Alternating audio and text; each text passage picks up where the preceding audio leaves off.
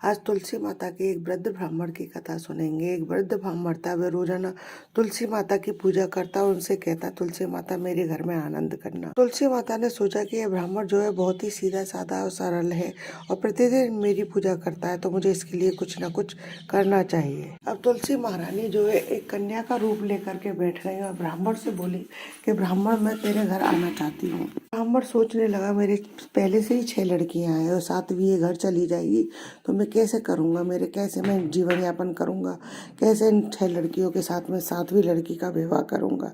अब ब्राह्मण जो है सोच में पड़ गया। ब्राह्मण को तो यही सोच खाई जा रही थी, वह बहुत दुखी दुखी रहने लग गया। ठीक ढंग से खाना पीना भी नहीं खाता। अब कई दिनों से उसकी पत्नी भी उसे ध्यान से देख रही थी। फिर एक दिन उसकी पत्नी उससे पूछती है, ऐसा क्या है जो आप इतने चुप चुप रहते हो, कुछ बताते भी नहीं हो, क्या बात है, कोई परेशानी है तो बताओ। ब्राह्मणी ने कहा तो ब्राह्मण बोला कि मैं रोजाना मंदिर जाता हूँ, वहाँ पर मुझे तुलसी माता के पास में एक छोटी सी कन्या मिलती है और वो रोजाना कहती है कि ब्राह्मण, मैं भी तुम्हारे साथ तुम्हारे घर चलूंगी। ब्राह्मण ने जो है सारी बात अपनी पत्नी को बताई। जब उसकी पत्नी बोली कोई बात नहीं, आ रही है तो आने दो। ब्राह्मण बोला, अपने पहले से ही 6 लड़कियां हैं, हमको उनकी भी शादी करनी है, उस 7वीं की कैसे व्यवस्था करेंगे। तो ब्राह्मण की पत्नी बोली, कोई बात नहीं, सब अपने अपने मुकद्दर का खाते हैं, आप ऐसा करो उसे संग ले आओ, हम 7 लड़कियों की शादी जो है साथ में ही करा देंगे। अगले दिन जब ब्राह्मण मंदिर गया, ब्राह्मण मंदिर जाता है तो वह लड़की पूछती है कि ब्राह्मण, मैं आपके घर आऊँ। तो वह ब्राह्मण बोला कि हाँ हाँ बेटा, चलो तुम मेरे साथ मेरे घर चलो।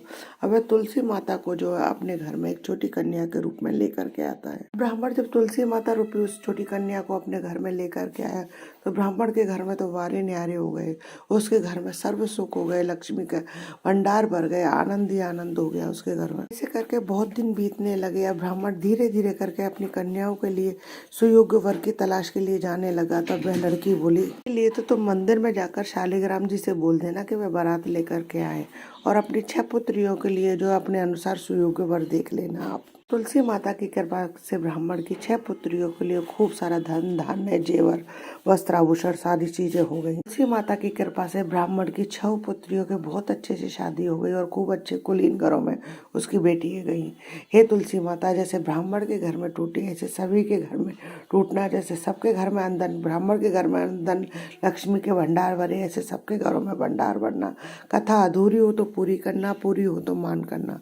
दोस्तों, यदि आपको मेरा ये वीडियो पसंद आए तो प्लीज़ मेरे वीडियो को ज़्यादा से ज़्यादा लाइक और शेयर कीजिए। यदि आपने अभी तक मेरे चैनल को सब्सक्राइब नहीं किया है तो उसे सब्सक्राइब करना ना भूलें। पास ही में बेल आइकन को दबाएं जिससे मेरे आने वाले हर नई वीडियो का नोटिफिकेशन आपको मिल जाए। हिंदू धर्म, रीति रिवाज, कथा कहानी जानने के लिए, मेरे चैनल पर बने रहने के लिए बहुत बहुत धन्यवाद। जय श्री कृष्णा दोस्तों, राधे राधे।